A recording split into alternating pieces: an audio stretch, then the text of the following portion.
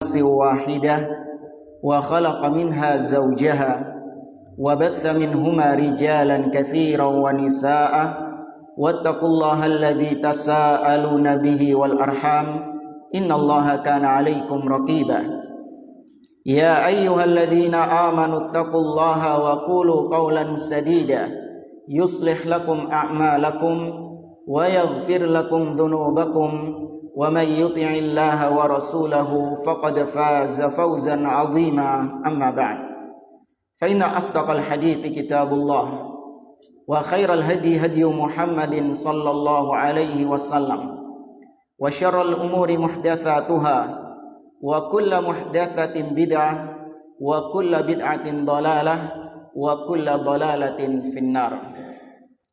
Ma'asyiral muslimin, ikhwani fillah wa akhwati rahimani wa rahimakumullah.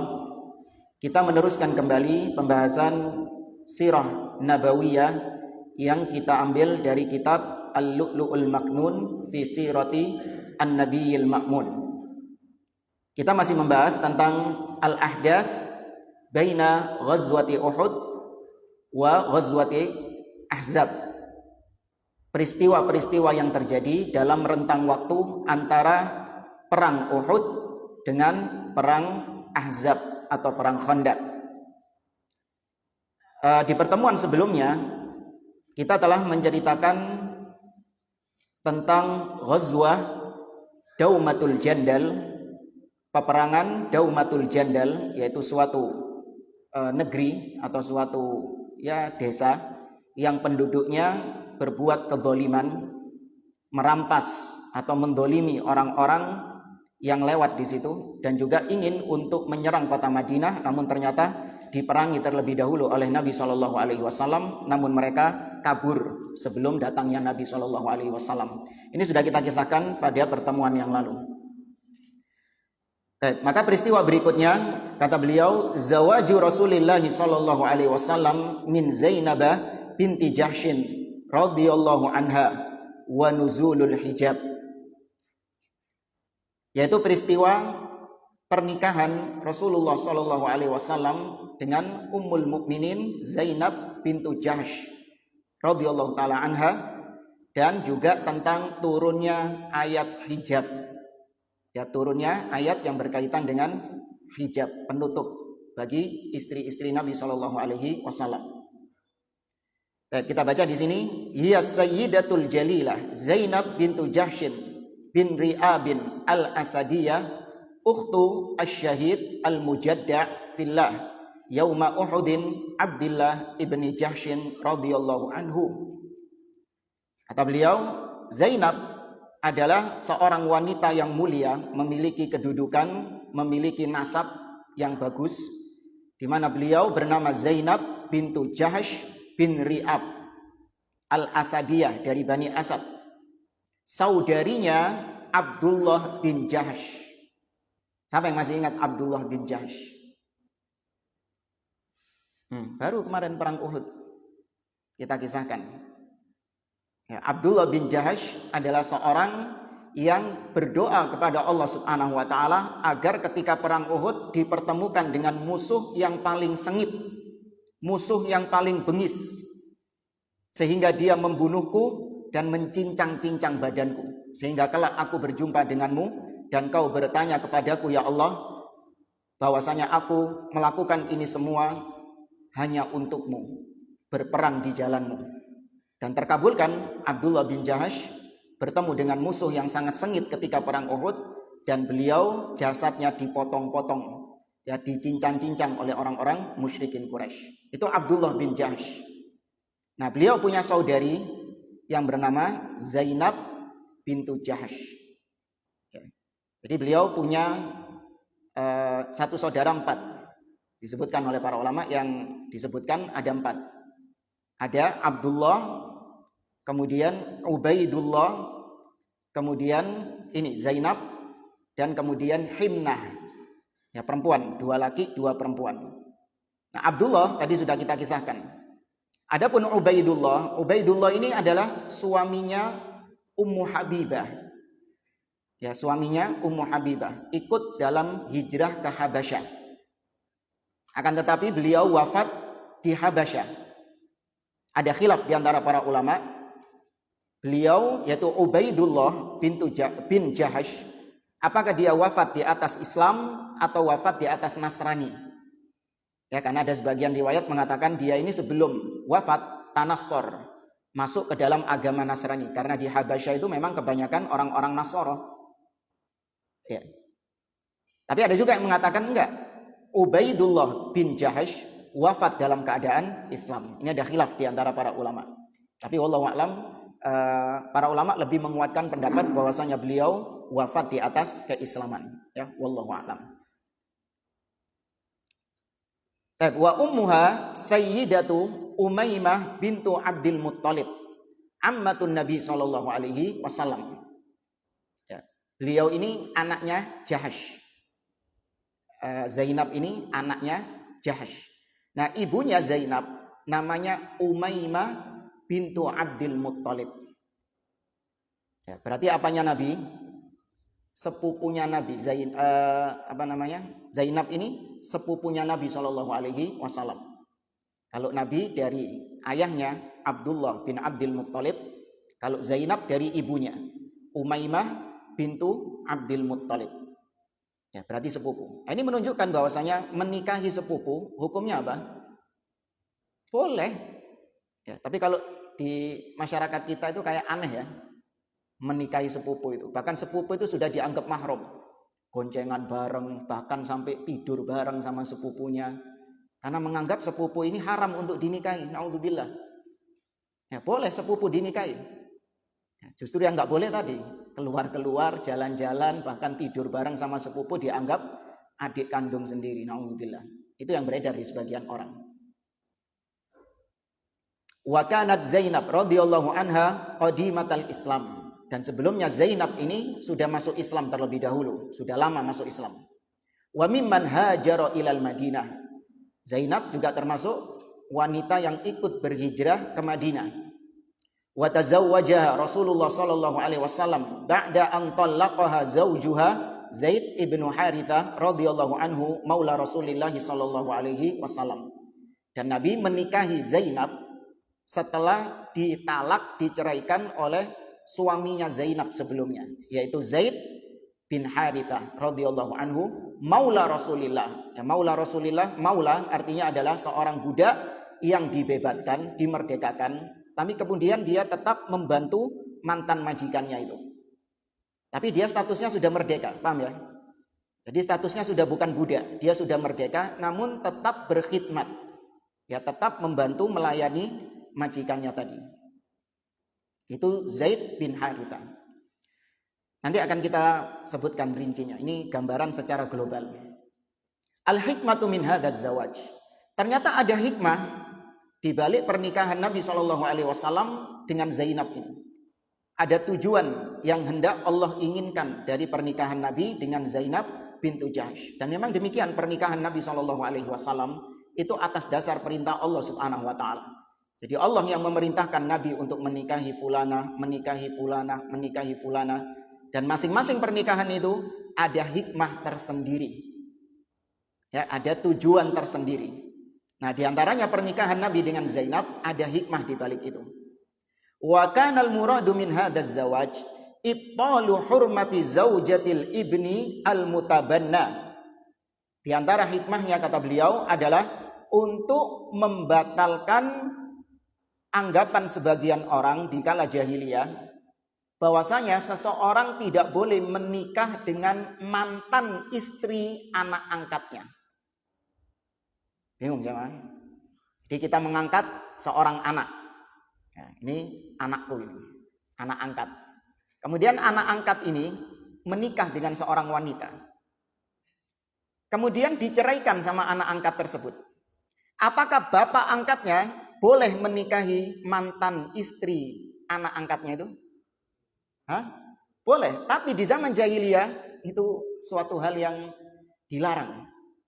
Nggak boleh. Masa mantan istrinya anak sendiri, ya anak angkat itu sudah dianggap sebagai anak sendiri. Masa mantan istrinya anak kok dinikahi? Ya, jadi hukumnya disamakan dengan mantan istri anak kandung. Ya, kalau mantan istri anak kandung boleh nggak? Nggak boleh. Ini yang jadi masalah, mantan istri anak angkat dihukumi seperti itu sama orang-orang jahiliyah. Maka Allah mensyariatkan pernikahan Nabi, memerintahkan Nabi menikah dengan Zainab untuk memutuskan anggapan ini, untuk menghilangkan tradisi ini. Nah, ini diantara tujuannya.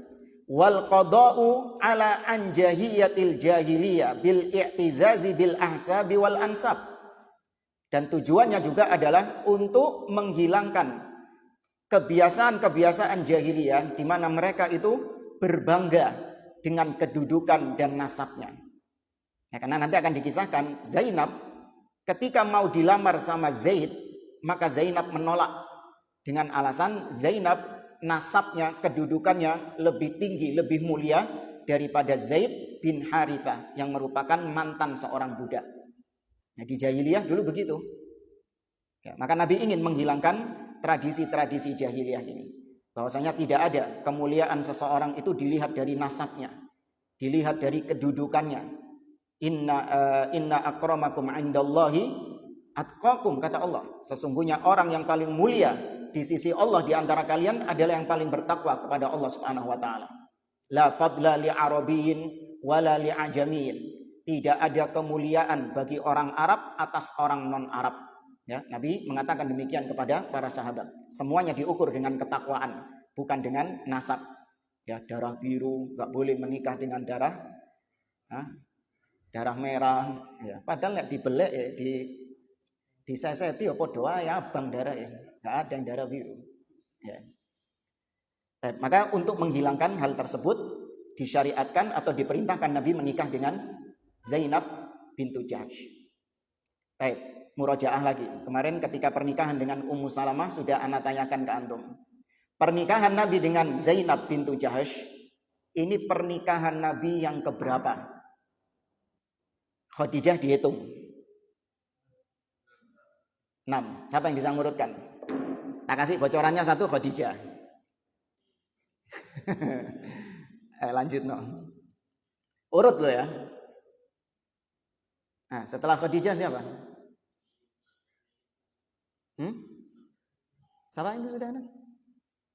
Setelah Khadijah Nabi menikah dengan Saudah bintu Zam'ah. Kemudian setelah Saudah Aisyah radhiyallahu taala anha. Setelah itu Hafsah bintu Umar ibnu Khattab radhiyallahu taala anhuma. Setelah itu Zainab ini? Bukan, Zainab bintu Khuzaimah. Ya. Kemudian kemarin Ummu Salamah radhiyallahu taala anha.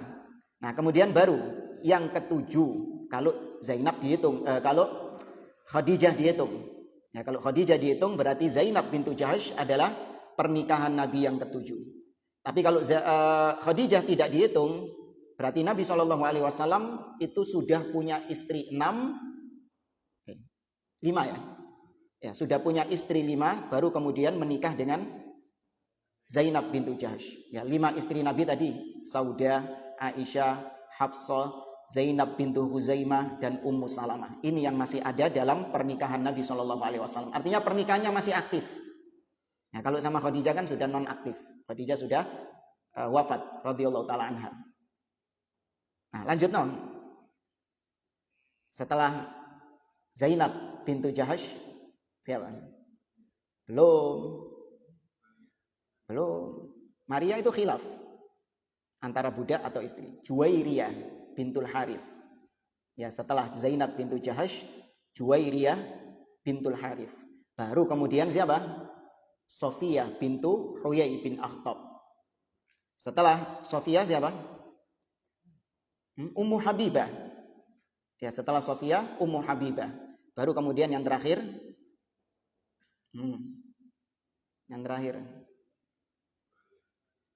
Maria itu ini dulu lah, karena itu khilaf. Ya, antara budak atau istri. Yang sudah disepakati kalau itu istri Nabi. Siapa yang kurang? Siapa? Anaknya Ummu Kulthum. Sofia sudah. Masa ada yang ini? Siapa? Depannya mim. Maimunah bintul Harith. Ya, Maimunah. Itu istri-istri Nabi Shallallahu Alaihi Wasallam. Sampai bisa nyebutkan urut, ngulangi lagi. Ada. Itu ibu-ibu kita jemaah. Itu ummahatul mukminin, ibu-ibu, ibunda-ibunda orang-orang beriman. Maka ya aib lah, nggak pantas masa anak nggak kenal sama ibunya sendiri. Ya, makanya penting untuk mengenal istri-istri Nabi Shallallahu Alaihi Wasallam dalam rangka itu adalah ibunda-ibunda kita. Wa kana Rasulullah sallallahu alaihi wasallam qad zawwajaha min hibbihi wa maulahu Zaid ibn Harithah radhiyallahu anhu alladhi kana yud'a qabla ibtali tabanni bi Zaid ibn Muhammad. Nah, sebelumnya Rasul sallallahu alaihi wasallam itu menikahkan Zainab ini dengan orang yang sangat dicintai oleh Nabi, yaitu mantan budaknya Nabi sallallahu alaihi wasallam Zaid bin Harithah. Zaid bin Harithah ini sampai dijuluki dengan Hibbur Rasul, kecintaannya Rasul Shallallahu Alaihi Wasallam. Nah, sebelum dilarang masalah anak angkat menasabkan kepada bapak angkatnya, ya sebelum ada larangan itu di dalam surah Al-Ahzab, ud'uhum li abaihim huwa aqsatu indallah, panggil mereka dengan nama bapak-bapak mereka. Sebelum turun ayat ini, Zaid bin Harithah itu lebih populer dipanggil dengan Zaid bin Muhammad. Ya, karena sudah diangkat anak sama Nabi Shallallahu Alaihi Wasallam karena Nabi cinta sama Zaid bin Harithah. Imam Bukhari dan Muslim meriwayatkan dari Abdullah bin Umar radhiyallahu anhu maqala. Ma kunna, kata Abdullah bin Umar, ma kunna nad'u Zaid ibn Harithah illa Zaid ibn Muhammad. Dulu kami ini para sahabat, kami nggak pernah memanggil Zaid itu dengan Zaid bin Harithah. Kami memanggilnya dengan Zaid bin Muhammad dulu. Hatta nazala fil Quran, sampai Allah turunkan firman-Nya di dalam surat Al-Ahzab ayat yang kelima. Allah mengatakan ud'uhum li abaihim huwa aqsatu indallah. Panggil mereka, yakni anak-anak angkat kalian, panggil dengan nama bapak-bapak mereka. Bukan dengan nama bapak angkatnya, tapi dengan bapak aslinya, bapak nasabnya. Ya, huwa aqsatu indallah, itu lebih adil di sisi Allah. Maka diharamkan, nggak boleh kalau mengangkat seorang anak dinasabkan kepada bapaknya, bapak angkatnya ini nggak boleh. Falamma khataba Rasulullah sallallahu alaihi wasallam Zainab bint Jahshin radhiyallahu anha li Zaid ibni Harithah radhiyallahu anhu, dhannat annahu yuriduha li nafsihi sallallahu alaihi wasallam. Nah, Nabi ini mengkhidbahkan, melamarkan Zaid kepada Zainab. Jadi yang melamarkan itu Rasul Shallallahu Alaihi Wasallam sendiri. Nah, dianggap sama Zainab bahwasanya yang melamar ini adalah Rasulullah Shallallahu Alaihi Wasallam. Dilamar ambil Rasul. Ya, Zainab anggapannya gitu. Falamma animat annahu yuriduha li Zaidin abad. Tapi setelah ternyata tahu bahwasanya Rasul Shallallahu Alaihi Wasallam bukan ingin melamar untuk dirinya, tapi ingin melamarkan untuk Zaid. Ketika Zainab tahu kalau dia akan dilamarkan dengan Zaid, Zainab menolak, nggak mau. Ya, faqad akhrajal Imam Ibnu Jarir At-Tabari dari Abdullah bin Abbas radhiyallahu anhu maqal khataba Rasulullah Shallallahu Alaihi Wasallam Zainab bint Jahshin li Zaid ibn Harithah radhiyallahu anhu fastangkafat minhu. Nabi melamarkan Zaid kepada Zainab, tapi ternyata Zainab menolak lamaran tersebut. Wa qalat, ini yang ingin dihapuskan sama Allah Subhanahu wa taala. Masih ada perangai-perangai peninggalan jahiliyah. Zainab mengatakan ana khairun minhu hasaban wa kanat imra'atan fiha hiddah.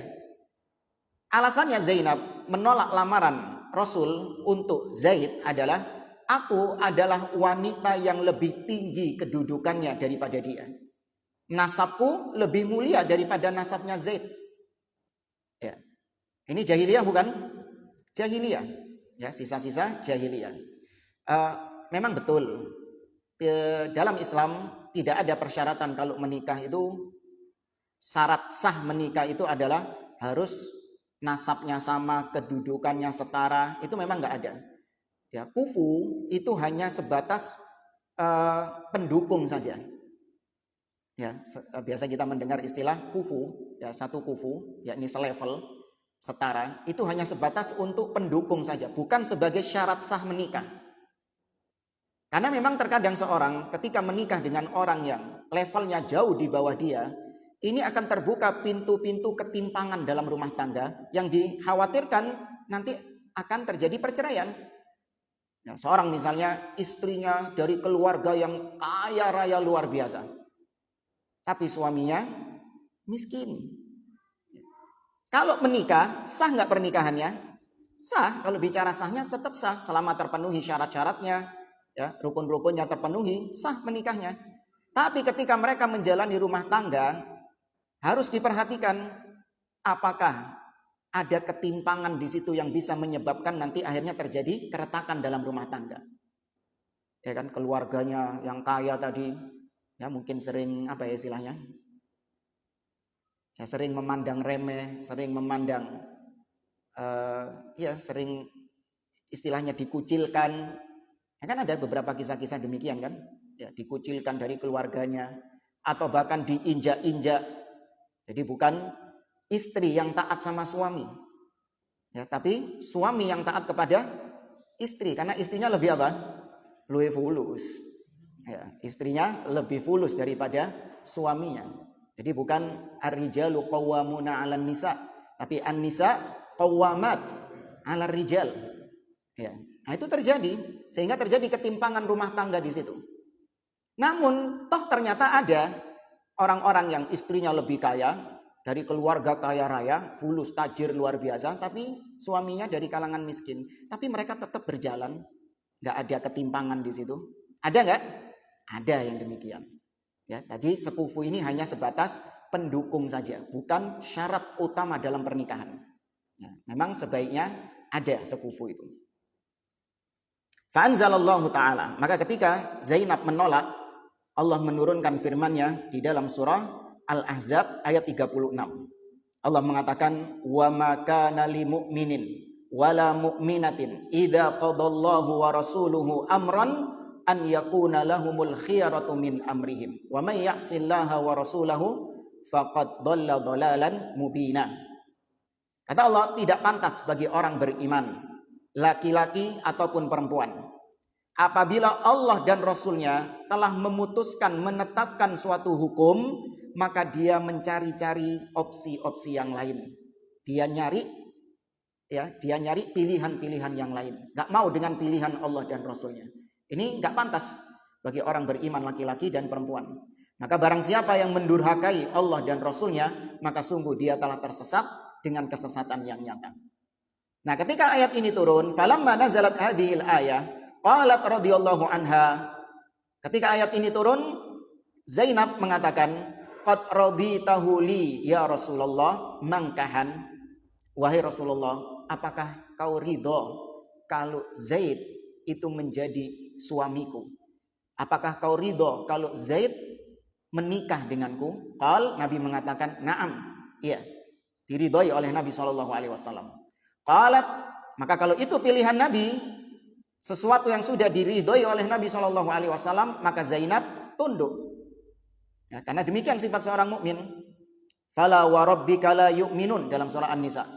Hatta yuhaqqimuka fima syajara bainahum, thumma la yajidu fi anfusihim harajan mimma qadaita wa yusallimu taslima. Ya, sungguh demi Rabbmu mereka tidak sempurna keimanannya. Mereka tidak beriman sampai mereka menjadikan engkau sebagai hakim, wahai Muhammad, atas perkara yang mereka perselisihkan, dan mereka tidak ada keberatan dengan putusan-putusanmu, dan mereka menerima putusanmu dengan sepenuh hati. Maka akhirnya Zainab menerima hal tersebut. Idzan la aksi Rasulullah sallallahu alaihi wasallam. Kalau memang kau ridho, wahai Rasulullah, aku tidak akan mendurhakai Rasulullah, tidak akan menentang Rasulullah. Qad ankahtuhu nafsi. Aku mau menikahkan diriku dengan Zaid bin Harithah. Makatat Zainab radhiyallahu anha inda Zaidin radhiyallahu anhu sanatan. Hanya mereka menikah dan berumah tangga ya mungkin selama 1 tahun atau kurang. Famakatat Zainab inda Zaid radhiyallahu anhuma qariban min sana. Hampir 1 tahun mereka berumah tangga. Tsumma jaa Zaidun yashkuha ila Rasulillah sallallahu alaihi wasallam. Kemudian tiba-tiba Zaid datang kepada Nabi sallallahu alaihi wasallam sambat apa sambat? Mengeluh. Ya, mengeluhkan Zainab kepada Rasul sallallahu alaihi wasallam. Li'annaha kanat tu'dhihi bilisaniha.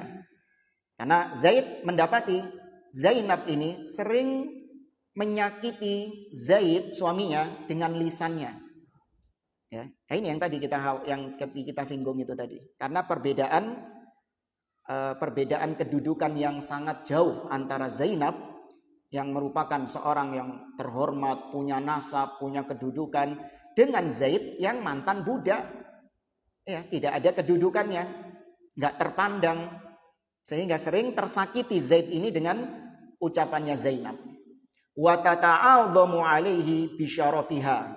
Dan Zainab sering membesar-besarkan dirinya, artinya membesar-besarkan nasabnya di hadapan Zaid. Nah, Imam Bukhari dalam sahihnya dan juga At-Tirmidzi meriwayatkan dari Anas bin Malik radhiyallahu anhu qala jaa Zaid ibnu Harithah yashku. Zaid datang kepada Nabi SAW mengeluhkan. Fahamma bitolakiha. Zaid mengeluhkan sampai akhirnya Zaid mengutarakan kepada Nabi keinginannya untuk mentalak Zainab. Ya, karena tadi sudah tidak tahan di rumah tangga itu. Fasta'maron Nabiya sallallahu alaihi wasallam faqala Nabiyyu sallallahu alaihi wasallam. Maka dia ingin minta pendapat kepada Rasul sallallahu alaihi wasallam. Maka Nabi pun mengatakan kepada Zaid, "Ittaqillaha wa amsik 'alaika zaujak." Ya, bertakwalah kau kepada Allah wahai Zaid dan tetap pertahankan istrimu itu. Ya, tetap pertahankan istrimu, jangan ditalak, jangan diceraikan. Nah, di sini fakana Rasulullah sallallahu alaihi wasallam yusi Zaidan bi imsakiha. Di sini Nabi mewasiatkan kepada Zaid untuk mempertahankan istrinya, jangan diceraikan. Tsumma syaa Allah taala an yuhammila nabiyahu sallallahu alaihi wasallam ba'da dzalik fima yahmilu min a'ba'ir risalah mu'nata izalati athari nidhamit tabanni fatazawwaja min mutallaqati mutabannahu Zaid ibn Harithah radhiyallahu anhu. Intinya di sini Nabi sudah mendapatkan perintah dari Allah Subhanahu wa taala bahwasanya kelak dia akan menikahi Zainab. Nabi sudah tahu dan sudah diperintahkan oleh Allah Subhanahu wa taala bahwasanya dia kelak akan menikahi Zainab dalam rangka untuk menghapuskan anggapan jahiliyah bahwasanya enggak boleh bapak menikahi mantan istrinya siapa? Anak angkat. Ya. Nabi tahu.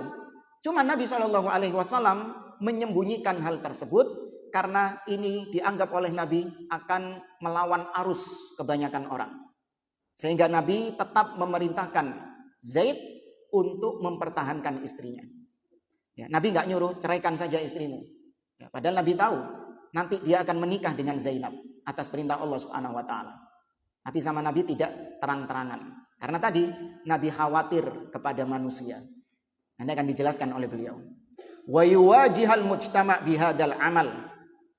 Nabi tahu kalau dia nanti akan diperintahkan menikahi Zainab, padahal Zainab mantan istri dari anak angkatnya, dia harus mengumandangkan itu kepada manusia. Itu berat enggak jamaah? Sesuatu yang dianggap aib oleh masyarakat, antum melakukannya. Paham ya maksudnya ya? Ya, sesuatu yang dianggap aib oleh masyarakat tapi antum melakukannya karena itu hak. Nah, ini ngelawan arus gini ini nggak gampang. Ya, makanya Nabi tidak tergesa-gesa. Nabi masih menyembunyikan hal ini ya karena dianggap oleh Nabi SAW belum saatnya. Makanya Nabi nyuruh Zaid untuk tetap mempertahankan istrinya itu. Alladzi la yastati'u ahadun an yuwajihal mujtama'a bihi 'ala rahmi min ibtali 'adati tabanni fi dzatiha. Tidak ada seorang pun yang mampu untuk melawan arus masyarakat Ya, tidak ada seorang pun yang mampu untuk membatalkan, dalam artian melawan arus masyarakat jahiliyah yang menganggap tidak sahnya menikahi mantan istri anak angkat. Maka nanti khawatir Nabi akan dituduh ya berzina dengan mantan istrinya, mantan istri anak angkatnya. Itu pernikahan yang tidak sah, apa ya, tabu bahasa kita ya, dianggap hal yang tabu. Fakana Nabi SAW yastahi, tuh Nabi SAW malu, gak enak, an ya'mura Zaidan bitolakiha. Nabi malu memerintahkan Zaid untuk menceraikannya. Iya Zaid, cerai nawai. Terus kemarin ngono dirabi. Ya apa ngono kan? Paham ya maksudnya? Ya kita nggak seudon sama Z-nya gitu. Kita antum kalau di posisinya Z gimana? Mangkane dikongkon pegat. Mangkane dikongkon pegat tibakno dirabi dhewe. Takutnya gitu, Nabi malu gitu loh. Ya, wa kana yakhshan nas. Dan Nabi juga khawatir omongannya orang nanti. An ya'ibu alaihi. Nanti Nabi akan dianggap melakukan perbuatan yang tercela. Nanti Nabi dicela gara-gara menikahi mantan istri anak angkatnya. Wa yaqulu, sehingga mereka mengatakan tazawwaja imra'ata ibnihi bitabanni. Muhammad menikahi mantan istri anak angkatnya sendiri. Nah, itu nanti dibikin bahan untuk goreng. Jadi goreng nanti. Kan orang-orang munafik sukanya gitu. Mereka punya bahan apa untuk goreng Nabi, langsung diangkat, diviralkan sama mereka. Ya, untuk mendiskreditkan, mencela Nabi SAW. Ya, apapun, bahan apapun. Nah, tapi anehnya, kalau kita baca sirah, mereka itu paling pinter kan nyari-nyari bahan buat goreng-goreng Nabi itu kan. Ya enggak, orang-orang munafik ini. Tapi pernah enggak antum dapati mereka menggoreng Nabi dengan Nabi menikahi Aisyah di umur yang muda? Nggak ada. Berarti itu perkara yang apa di zaman tersebut? Perkara yang lumrah. Cuman munafik-munafik di zaman sekarang, orang-orang kafir zaman sekarang yang goreng-goreng pakai istilah itu. Karena disangkut pautkan dengan kondisi di zaman sekarang. Iya. Kemudian fa'anzalallahu ta'ala. Allah pun menurunkan firman-Nya di dalam surah Al-Ahzab. Di surah Al-Ahzab ayat yang ke-37. Allah mengatakan wa ittaqulu lilladzi an'amallahu alaihi wa an'amta alaihi amsik alaika zaujaka wattaqillah. Dan ingatlah wahai Muhammad, ketika engkau mengatakan kepada seseorang yang telah Allah beri nikmat. Seseorang di sini maksudnya siapa? Zaid. Nah, kau mengatakan kepada seseorang yang telah engkau beri nikmat atasnya. Maksudnya nikmat Allah di sini Islam. Sudah diberi hidayah Islam. Wa an'amta alaihi, dan orang ini juga kau beri nikmat atasnya. Kau wahai Muhammad memberikan nikmat atas orang ini. Nikmat apa yang dimaksud? Bukan. Apa? Bukan, sebelumnya lagi. Diapakan sama Nabi? Dimerdekakan. Ya, itu Nabi yang memerdekakannya. Kau mengatakan kepada dia, amsik alaika zaujaka. Wahai Zaid, tahan istrimu. Ya, pertahankan istrimu. Wattaqillah, dan bertakwalah kepada Allah. Ini seperti yang diucapkan Nabi kepada Zaid.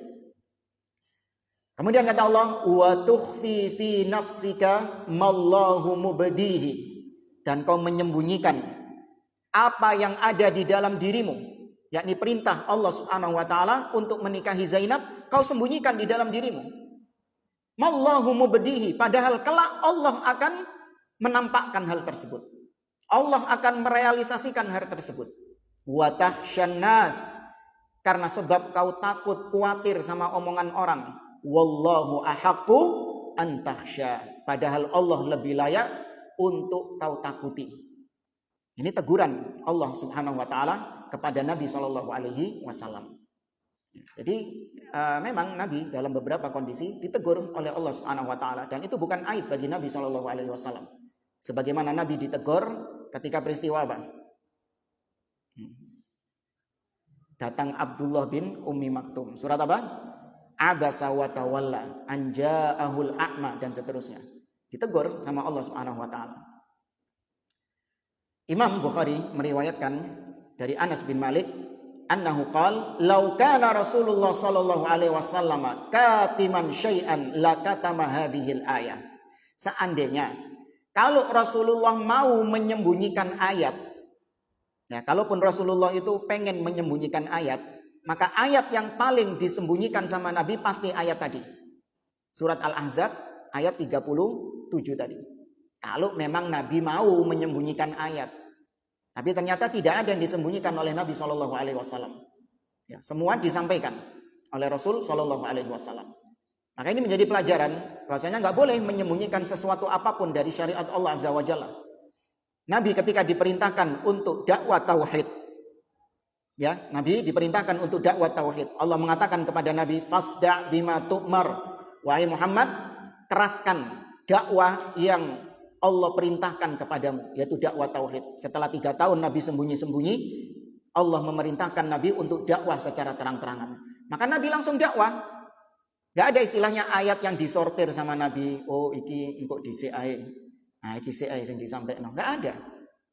Ya, padahal Nabi tahu kalau Nabi berbicara masalah tauhid itu melawan arus mereka, enggak? Melawan arus orang-orang Quraisy, enggak? Sangat melawan arus orang-orang Quraisy. Ya, tapi Nabi menyampaikan apa adanya. Ya, jadi kalau ada ayat yang seandainya Nabi mau disembunyikan, bukan ayat tentang tauhid. Ya, seandainya ada ayat yang ingin disembunyikan oleh Nabi, maka Nabi akan menyembunyikan ayat ini tadi. Karena itu teguran Allah kepada beliau sallallahu alaihi wasallam. Imam Muslim meriwayatkan dari Aisyah radhiyallahu anha qalat, "Lau kana Rasulullah sallallahu alaihi wasallam katiman syai'an minal wahyi la katama hadhil ayah." Ini sama seperti ucapan Anas tadi. Tapi baru kemudian zawajur Rasuli sallallahu alaihi wasallam min Zainab radhiyallahu anha. Pernikahan Rasul sallallahu alaihi wasallam dengan Zainab radhiyallahu anha. Kurang 3 menit. 4 menit. Baik. Falamma qadat iddatu Zainab radhiyallahu anha tazawwaja Rasulullah sallallahu alaihi wasallam. Akhirnya diceraikan. Ya, singkat cerita akhirnya diceraikan sama Zaid bin Harithah. Sudah. Akhirnya Zainab dalam masa iddah. Setelah selesai masa iddahnya baru kemudian Nabi sallallahu alaihi wasallam menikahinya. Diriwayatkan oleh Imam Muslim dan Imam Ahmad dari Anas bin Malik, kata beliau, "Lamma inqadat iddatu Zainab radhiyallahu anha qala Rasulullah sallallahu alaihi wasallam li Zaid." Ketika Zainab sudah selesai masa iddahnya, maka Nabi memerintahkan Zaid untuk pergi ke Zainab, mantan bojone itu. Ya, sama Nabi disuruh pergi ke mantan istrinya Zaid ini. Nabi mengatakan, "Idhab fadhkurha alayya." Wahai Zaid, pergilah menuju Zainab dan ucapkan kepada dia bahwasanya aku akan menikahinya. Qal fantalaqa hatta ataha.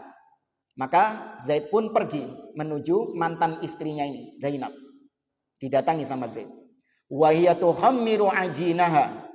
Didapati Zainab sedang mengadon adonan, sedang mengadon adonan. Falamma ra'aituha a'dumat fi sadri hatta ma astati'u an anzura ilaiha anna Rasulullah sallallahu alaihi wasallam dzakaraha. Kata Zaid, ketika aku melihat mantan istriku ini, yaitu Zainab, maka sungguh ini menjadi sesuatu yang besar di dalam diriku sehingga aku enggak mampu untuk memandangnya lagi. Kenapa? Karena status mantan istrinya ini sebentar lagi akan menjadi istri Rasul, dan istri Rasul termasuk ummahatul mukminin. Paham ya? Maksudnya Zaid ini, dhisik aku ndelok dhek iku biasa. Pas dadi bojone iku. Ya, aku ngelihat Zainab ini biasa. Tapi begitu tahu dia akan dinikahi oleh Rasul sallallahu alaihi wasallam, maka aku menganggap Zainab ini bukan wanita yang biasa lagi sudah. Ini sudah wanita yang istimewa, wanita yang spesial, ummahatul mukminin. Itu yang dirasakan sama Zaid. Paham jemaah ya? Maksudnya Zaid ya? Iya. Fawallaituha dhahri wa nakastu ala aqibi. Maka aku pun tidak berani memandang Zainab. Ya, dan aku pun berjalan mundur membelakangi punggungku, ya, tidak melihat Zainab. Fakultu, maka aku katakan kepada Zainab, ya Zainab, abshiri, arsalani Rasulullah sallallahu alaihi wasallam yadhkuruki. Wahai Zainab, bergembiralah. Aku kesini diutus oleh Rasul sallallahu alaihi wasallam untuk mengabarkan bahwa Rasul akan meminangmu, akan menikahimu. Qalat, maka Zainab merespon, ma ana bisani'atin syai'an hatta u'amira rabbi azza wa jalla. Aku tidak akan memberikan putusan terhadap ini sampai aku bermusyawarah dengan Rabbku. Apa maksudnya? Istikharah. Ya, sampai aku bermusyawarah dengan Rabbku. Faqamat ila masjidiha. Ya wallahu a'lam ya. Mungkin khawatirnya nek dijawab langsung iya, nanti salah paham lagi. Ya, paham ya? Yang sebelumnya kan salah paham Zainab. Ya enggak? Sebelumnya kan salah paham. Sebelumnya Rasul datang kepada Zainab tapi untuk melamarkan buat Zaid. Sekarang kebalik. Zaid datang kepada Zainab untuk melamarkan Zainab ke Rasul sallallahu alaihi wasallam. Nah, sebelumnya Zainab itu salah paham. Dikira Rasul yang mau menikahi, ternyata Zaid. Nah, ini pun juga Zainab enggak berani memberikan keputusan, takut salah paham. Maka aku bermusyawarah dulu dengan Allah, yakni salat istikharah. Faqamat ila masjidiha. Maka Zainab pun akhirnya melakukan salat di masjidnya. Masjidnya di sini adalah tempat spot di rumahnya Zainab yang memang dikhususkan untuk salat. Masuk ya? Baik, kita dengarkan adzan Isya.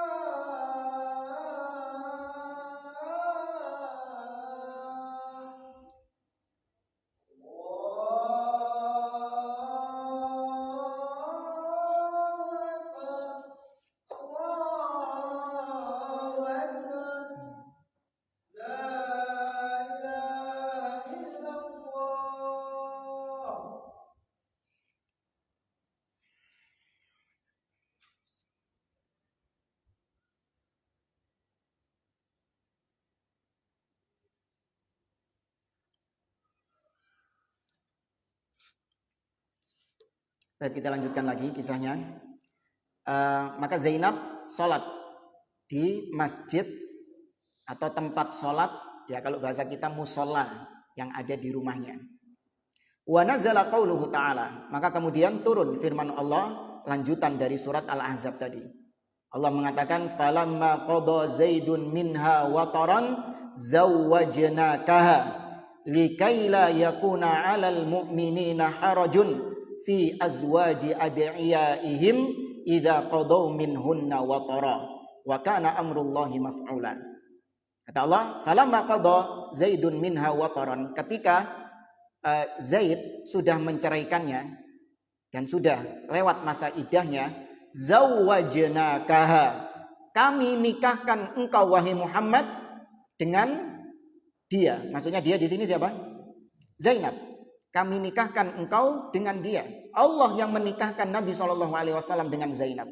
Apa tujuannya, hikmahnya? Ini. Likaila yakuna 'alal mu'minina haraj fi azwaji adiyaihim, supaya orang-orang beriman tidak ada lagi keraguan atas mereka untuk menikahi mantan istri anak-anak mereka.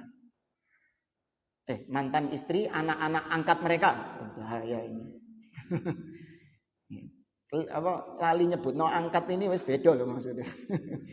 Ya. Jadi saya ulangi, sehingga orang-orang beriman ketika melihat Nabi menikahi Zainab yang merupakan mantan istri anak angkatnya, maka orang-orang beriman ini akan menganggap, oh berarti gak apa-apa. Berarti boleh menikahi mantan istri anak angkat. Itu buktinya Nabi menikahi mantan istrinya Zaid, ya, yang merupakan anak angkat Nabi SAW. Paham ya? Ya, itu hikmahnya. Wajah Rasulullah SAW fadakhala 'alaiha bighairi idnin. Setelah turun ayat ini, Nabi langsung nyamperi Zainab, langsung masuk meskipun tanpa izin Zainab. Wis apa soalnya? Wis rabi. Siapa yang merabikan? Ya, merabikan. Siapa yang menikahkan? Allah langsung. Ya, tanpa ada wali yang qabil tu nikah, tidak ada. Langsung Allah yang menikahkannya. Sehingga begitu turun ayat ini, Nabi langsung berangkat ke rumah Zainab, langsung masuk, ya, tanpa minta izin dulu kepada Zainab, karena sudah sah menjadi suami. Nah, wa kanat Zainab radhiyallahu anha tafkharu ala azwajir Rasul sallallahu alaihi wasallam taqul. Inilah yang dibanggakan oleh Zainab kepada semua istri-istri Nabi sallallahu alaihi wasallam yang lain. Ini yang membedakan Zainab dengan semua istri-istri Nabi yang lain. Zainab mengatakan, zawwajakunna ahalikunna wa zawwajani Allah taala min fawqi sab'i samawat. Kalian, kata Zainab kepada istri-istri Nabi yang lain, kalian dinikahkan oleh wali-wali kalian. Ya kan? Kalian menikah dengan Nabi, yang menikahkan kalian adalah wali-wali kalian, bapak kalian lah, atau kakak kalian, atau ya wali kalian. Sedangkan aku menikah dengan Nabi, langsung dinikahkan oleh yang berada di atas langit yang ketujuh. Di sini ada akidah apa jemaah? Ada poin akidah apa yang ditegaskan di sini? Nah, ini seorang ahlu sunnah itu harus bisa nangkep hal-hal gini nih. Apa? Allah fis sama. Ya, Allah berada tinggi di atas. Ini prinsip dasar akidah ahli sunnah yang membedakan dengan ahli bid'ah. Ya, bahwasanya Allah Subhanahu wa taala berada tinggi di atas. Nah, tidak cuma ini tok dalilnya, banyak. Al-Imam Ibnu Qayyim menyebutkan lebih dari 2000 dalil, baik dari Al-Quran ataupun Sunnah, yang menegaskan Allah berada tinggi di atas. A'amintum man fis sama ayakhsifa bikumul arda fa idza hiya tamur. Apakah kalian merasa aman dari yang di atas langit? Ya, di atas langit itu maksudnya bukan di dalam langit, bukan. Ya, langit di atasnya. Berarti terpisah atau terhubung? Terpisah dari langit. Jangan gagal paham. Di langit berarti di dalamnya langit. Allah diliputi dengan langit. Ini gagal paham. Ya, seperti ada seorang dai yang mengatakan Tuhannya Salafi seperti Sun Gokong, Tuhannya Sun Gokong. Oh, Sun Gokong kerasakti itu. Ya kan? Tuhani mudun tekolan apa? Keluar dari langit itu. Ada seorang dai ngomong demikian. Auzubillah. Padahal ahlu sunnah ketika mengatakan Allah fis sama, maksudnya adalah bainun, terpisah dari langit. Ya, tidak di dalam langit itu. Kata-kata fi fis sama itu tidak menunjukkan di dalam langit. Tapi fi di situ artinya adalah di atas, ala. Ya, dalilnya adalah firman Allah Subhanahu wa taala tentang Firaun. Firaun mengatakan kepada penyihir-penyihirnya, ya, wala usallibannakum fi judu'in nakhl. Aku akan menyalib kalian fi, ya, di batang-batang pohon kurma. Apakah maksudnya penyihirnya itu dilebokno batangi atau di atasnya? Di atasnya. Ya. Fi itu bisa bermakna ala, yakni di atas atau terpisah. Nah, kemudian di sini terakhir mungkin sebelum kita akhiri, ada riwayat yang palsu atau riwayat yang dhaif berkaitan dengan kisah tadi. Bahwasanya Nabi Shallallahu Alaihi Wasallam itu sudah ada rasa suka, sudah ada rasa cinta kepada Zainab. Ya, sudah ada rasa cinta sebelumnya kepada Zainab. Sini kita sebutkan. Kata sebagian orang, inna ma akhfahun Nabi sallallahu alaihi wasallam wa abdahu Allah taala huwa wuqu'u Zainab fi qalbihi sallallahu alaihi wasallam wa mahabbatihi laha. Sesungguhnya yang dimaksud ayat tadi, surah Al-Ahzab tadi, wa tukhfi fi nafsika, kau menyembunyikan sesuatu dalam dirimu wahai Muhammad. Mallahu mubdihi, padahal Allah akan menampakkan sesuatu yang kau sembunyikan itu. Nah, kata sebagian orang, sesuatu yang disembunyikan Nabi di sini adalah yaitu rasa cintanya, rasa sukanya kepada Zainab. Padahal Zainab masih jadi istrinya siapa? Zaid. Ya, ini batil, nggak ada. Ya, tidak ada demikian. Nabi menyembunyikan hanya dalam rangka Nabi takut, wa takhsyan nas. Nabi khawatir kepada omongan manusia. Dan Nabi khawatir juga terhadap Zaid. Kalau Nabi mengatakan jujur, menceraikan Zainab itu. Wahai Zaid, ceraikan Zainab. Ya, kalau Nabi jujur, Nabi khawatir. Maka disembunyikan sama Nabi. Itu. Bukan Nabi sudah senang sama Zainab, enggak. Nah. Kemudian walimah. Ya, tentang walimah. Wa aulama Rasulullah sallallahu alaihi wasallam hina bana bi Zainab binti Jahsh radhiyallahu anha bi khubzin wa lahmin. Nabi mengadakan walimah dari pernikahannya dengan Zainab dengan daging-daging dan roti-roti. Ya, diriwayatkan dari Anas bin Malik, dia mengatakan ma aulama Rasulullah sallallahu alaihi wasallam ala imra'atin min nisaihi aktsara au afdala mimma aulama ala Zainab. Nabi enggak pernah ngadakan walimah, ya, jamuan makan yang lebih banyak makanannya dan lebih baik jamuannya, ya. Nabi enggak pernah mengadakan walimah seperti ini kepada istri-istri beliau melebihi walimahnya Nabi kepada Zainab. Ya, ketika pernikahannya Zainab. Ini istilahnya walimah gede-gedean. Ya, yang lain enggak segede ini. Nah, sampai-sampai kata Anas, Nabi aulama Rasulullah sallallahu alaihi wasallam hina bana bi Zainab ibnati Jahsh fa ashba'an nasa khubzan wa lahman. Sampai manusia, orang-orang yang diundang itu kekenyangan dengan roti-roti dan daging-daging yang menjadi suguhan itu. Kata Anas, fa ursiltu ala ta'ami da'iyan. Aku diutus oleh Nabi untuk ngundang orang. Ya, disuruh sama Nabi Anas bin Malik untuk nyeluk, manggil orang-orang walimah. Fayaji'u qaumun, maka datang sekelompok orang ke walimah itu. Fayaquluna wa yakhrujun, mereka pun makan dari walimah itu, kemudian mereka keluar pulang. Tsumma yaji'u qaumun, datang kelompok yang lain lagi ke walimah. Fayaqulun wa yakhrujun, mereka makan, selesai makan mereka pulang. Fada'autu hatta ma ajidu ahadan ad'u.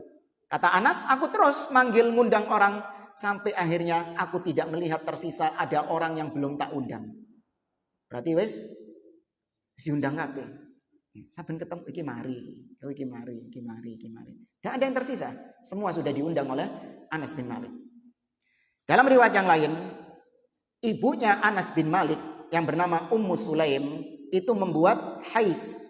Ya, hais ini adalah makanan kurma yang istilahnya kurma dengan dicampur dengan tepung kemudian dicampur dengan samin.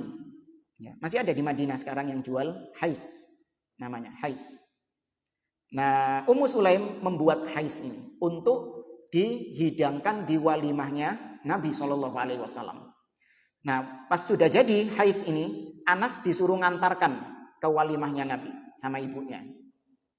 Kata ibunya, ya Anas, idhab bihada ila Rasulillah sallallahu alaihi wasallam. Wahai Anas, pergilah kau kepada Rasulullah membawa hidangan hais ini. Fakul, dan katakan kepada dia, ba'athat bihada ilaika ummi. Bilang kepada Rasulullah, wahai Rasulullah, saya disuruh sama ibuku untuk mengantarkan ini kepadamu. Wahia tukri'uka salam, dan ibuku menitipkan salam kepadamu. Bilang gitu. Ya. Maka kemudian kata Anas bin Malik, kata ibunya Anas bin Malik, inna hadza laka minna qalilun ya Rasulullah. Bilang, kalau ini sedikit yang bisa kami suguhkan untuk walimahmu ya Rasulullah. Ini hidangan cuma sedikit. Maka kata Anas bin Malik, aku pun berangkat menuju Rasul sallallahu alaihi wasallam. Aku katakan kepada Rasul seperti yang diucapkan oleh ibuku. Ini dari ibuku. Ya, dia menyuruhku untuk mengantarkan hais makanan ini kepadamu wahai Rasulullah. Dan dia mengucapkan salam kepadamu. Dan ini hanya qalil, ini hanya makanan yang sedikit yang bisa kami berikan untukmu ya Rasulullah. Faqal, maka Nabi SAW mengatakan, do'hu, ya wis, taruh situ, kata Nabi. Kemudian Nabi mengatakan kepada Anas, idhab, fad'u li fulanan wa fulanan wa fulanan wa man laqita. Wahai Anas, pergilah engkau dan undang fulan, fulan, fulan, disebut namanya sama Nabi SAW. Atau siapapun yang kau temui di jalan, ya, undang dia. Wasamma rijalan, Nabi menyebut nama-nama itu. Fada'autu man samma wa man laqitu, maka aku pun mengundang orang-orang yang tadi disebut sama Nabi, dan aku juga mengundang orang-orang yang aku temui di jalan. Diundang kabeh. Maka kemudian fakanu zuha'a thalathimi'atin, jumlah mereka itu sekitar 300 orang. 300 orang zaman itu akeh jamaah. Banyak loh 300 orang di zaman tersebut itu. Jangan dibayangkan kota Madinah seperti sekarang. Enggak. Ya, penduduknya ketika itu tidak seperti sekarang banyaknya. 300 orang. Maka Nabi kemudian mengatakan kepadaku, ya Anas, hatit taur. Wahai Anas, ambil itu nampan atau piring yang isinya hais dari ibumu tadi. Ini, goreng ini. Bawa sini. Al fadakhalu hatta imtala'atis suffah wal hujrah. Maka undangan-undangan ini pun datang sampai memenuhi ruangan-ruangan dan memenuhi suffah. Suffah ini adalah bagian belakang masjid. Apa istilahnya ya? Teras. Ya, tapi bagian belakang memang diperuntukkan bagi sahabat-sahabat yang tidak memiliki rumah. Karena dengar ahlus suffah, ya itu bangunan yang ditempelkan ke Masjid Nabawi untuk sahabat-sahabat itu. Itu sampai memenuhi suffah itu, undangan-undangan yang datang itu.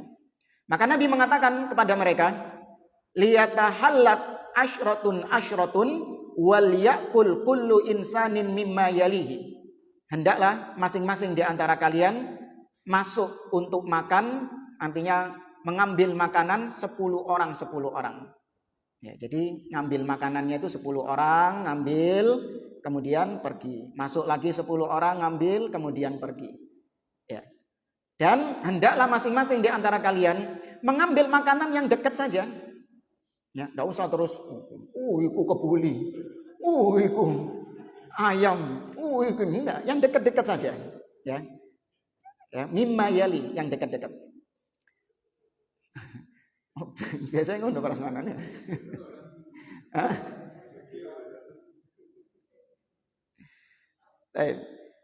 Kemudian fa'akalu hatta syabi'u, mereka pun makan, para undangan ini sampai mereka kenyang. Fa kharajat ta'ifatun wa dakhalat ta'ifatun hatta akalu kulluhum. Sebagian kelompok masuk, kemudian makan, setelah selesai makan keluar. Masuk lagi kelompok yang lain makan, kemudian keluar. Terus seperti itu sampai semuanya sudah makan. Faqala li, kemudian setelah selesai makan semuanya, Nabi mengatakan kepadaku, ya Anas, irfa. Wahai Anas, itu piring yang dari ibumu tadi, yang berisi hais tadi itu, coba angkat. Kata Anas bin Malik, farofa'tu Fama adri hina wada'tu kana aktsar am hina rafa'tu. Ketika aku diangkat piringnya sama Anas bin Malik, aku bingung mana yang lebih berat. Ketika tadi tak taruh atau ketika sekarang tak angkat. Paham ya? Yang makan berapa orang? 300 orang. Ya, hidangannya cuma satu piring. Anas sih bingung. Abotan dia. Perasaan tak sing mang tak dekek gak sak mini. Ini diantara mukjizat Nabi Shallallahu Alaihi Wasallam. Sebagaimana nanti ada kisah yang lebih dahsyat dari ini ketika perang Khandaq. Makanannya Jabir bin Abdullah hanya untuk cukup 3, 4, 5 orang. Nabi manggil semuanya. 1000 orang Khandaq diundang kabeh nang omahe Jabir. Bingung Jabir. Bingung. Tapi ternyata makanannya 1000 orang makan dari makanan yang sama, mereka kenyang semuanya dan hidangan makanannya Jabir tetap seperti semula. Jangan ditiru. Iya. Nanti ngundang orang cuma nyiapkan tak tanggung jawab apa ya. Iya. Baik, saya cukupkan sampai di sini. Wallahu a'lam. Subhanakallahumma wa bihamdik, asyhadu an la ilaha illa anta astaghfiruka wa atubu ilaik. Wassalamualaikum warahmatullahi wabarakatuh.